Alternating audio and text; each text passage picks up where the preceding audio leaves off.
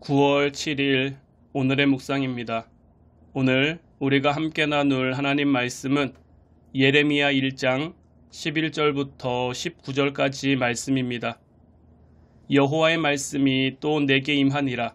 이르시되 예레미야야 내가 무엇을 보느냐 하시매 내가 대답하되 내가 살구나무 가지를 보나이다. 여호와께서 내게 이르시되 내가 잘 보았도다. 이는 내가 내 말을 지켜 그대로 이루려 함이라 하시니라. 여호와의 말씀이 다시 내게 임하니라. 이르시되 내가 무엇을 보느냐? 대답하되 끓는 가마를 보나이다.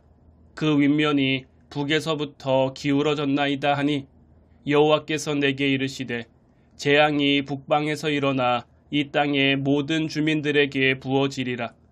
내가 북방 왕국들의 모든 족속들을 부를 것인즉 그들이 와서 예루살렘 성문 어귀에 각기 자리를 정하고 그 사방 모든 성벽과 유다 모든 성읍들을 치리라. 여호와의 말이니라. 무리가 나를 버리고 다른 신들에게 분향하며 자기 손으로 만든 것들에 절하였은즉 내가 나의 심판을 그들에게 선고하여 그들의 모든 죄악을 징계하리라. 그러므로 너는 내 허리를 동이고 일어나 내가 내게 명령한 바를 다 그들에게 말하라. 그들 때문에 두려워하지 말라. 내가 그들 앞에서 두려움을 당하지 않게 하리라. 보라, 내가 오늘 너를 그 온 땅과 유다 왕들과 그 지도자들과 그 제사장들과 그 땅 백성 앞에 견고한 성읍, 쇠기둥, 노성벽이 되게 하였은즉 그들이 너를 치나 너를 이기지 못하리니 이는 내가 너와 함께하여 너를 구원할 것임이니라. 여호와의 말이니라. 아멘. 하나님은 우리에게 약속한 바를 반드시 지키십니다. 구약시대의 하나님은 환상을 통해 말씀하셨습니다. 하나님은 예레미야에게 첫 번째 환상으로 살구나무 가지를 보여주셨습니다. 이스라엘에서 자라는 살구나무는 겨울에도 성장하여 꽃을 피우고 열매를 맺기 때문에 쉬지 않고 성장하는 것을 상징합니다. 하나님은 예레미야에게 살구나무 가지 환상을 보여주심으로 하나님의 말씀을 부지런히 전하라고 격려하셨습니다. 하나님은 신실하신 분이시기에 약속한 바를 반드시 성취하십니다. 따라서 우리는 그분의 약속하신 바를 따라 순종할 때 그분의 뜻을 이루어 갈 수 있습니다. 예레미야는 두 번째 환상으로 끓는 가마를 보았습니다. 그런데 그 가마는 윗면이 북에서부터 기울어져 있었습니다. 이 환상은 불과 같은 하나님의 진노를 나타냅니다. 가마가 북에서부터 기울었다는 것은 하나님의 진노가 북쪽 바벨론을 통해 남쪽 유다에 임한다는 내용입니다. 또한 끓었다는 말은 하나님의 분노가 극심하고 맹렬하므로 누구도 그 심판에서 벗어날 수 없다는 의미입니다. 결국 이것은 하나님의 심판과 징벌에 관한 환상입니다. 그런데 하나님께서 바벨론을 유다의 징계 도구로 사용하신 이유는 무엇일까요? 그것은 그 당시 유다가 애굽을 자기의 방패로 삼고 신뢰했기 때문입니다.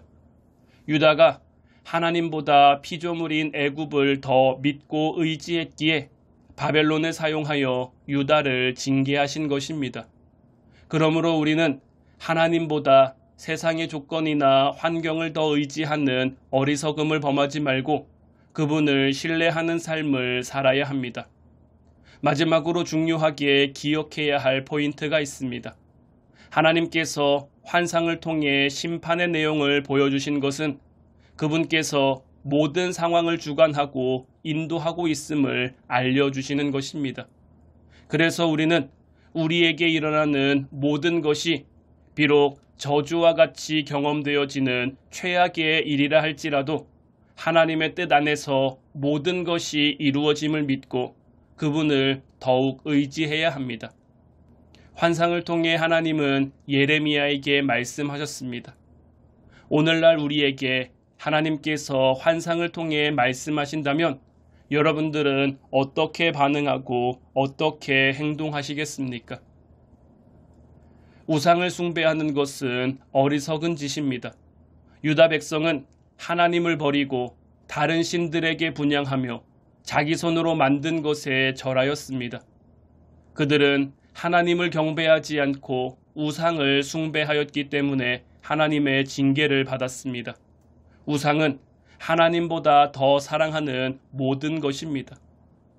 유다의 징계를 통해서 우리는 하나님을 버리고 우상을 숭배하며 사는 것이 얼마나 무서운 결과를 가져오는지를 알 수 있습니다. 어쩌면 우상에게 사랑을 빼앗긴 하나님께서 당신의 백성에게 진노하는 것은 당연한 것입니다.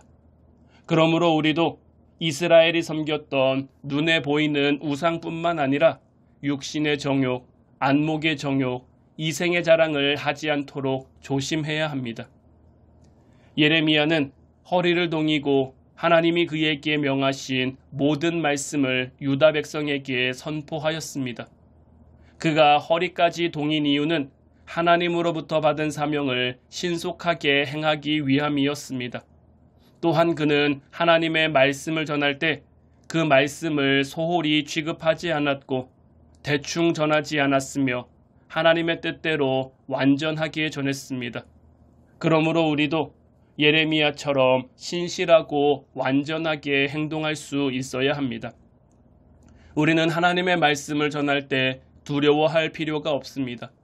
하나님은 예레미야를 견고한 성읍, 쇠기둥, 노성벽이 되게 하셨습니다. 이는 어떤 사람이나 힘에 의해서도 정복되지 않는 강한 것을 상징합니다. 하나님이 예레미야를 이처럼 되게 하시겠다고 말씀하신 이유는 그가 장차 어떠한 어려움 속에서도 성공적으로 자신의 사명을 감당하게 될 것을 확신시켜 주기 위해서였습니다.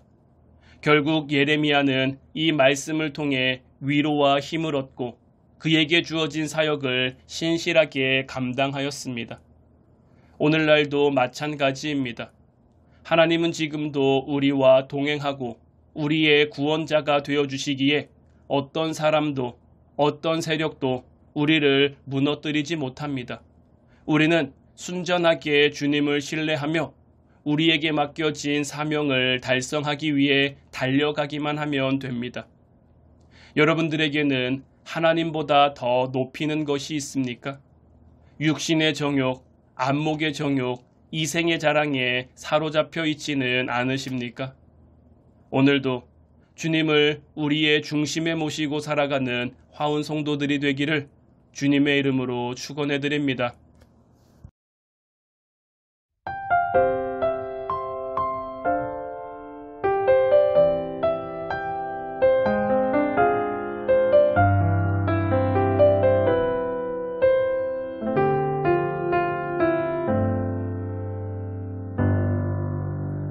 영원한 나라가 있음을 알아도 일상 속에 빠져 살아가고 주님의 뜻을 구하면서도 내 뜻대로 살았고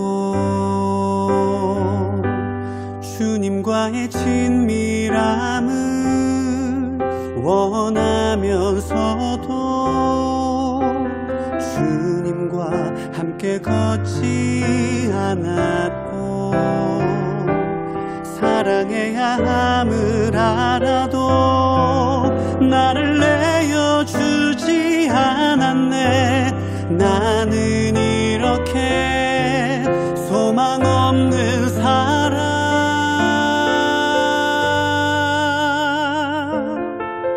이제 나는 죽고 예수로 살기 원해. 행함 없는 믿음으로 주님 앞에 서지 않도록 이제 나는 죽고 예수로 살기 원해. 날마다 십자가에 주만 바라봅니다.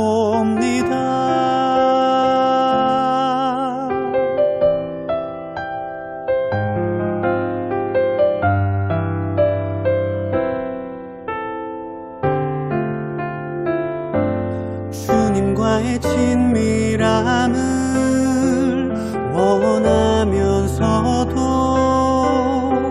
주님과 함께 걷지 않았고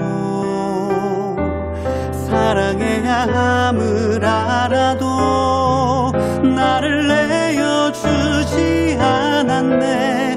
나는 이렇게 소망 없는 사람.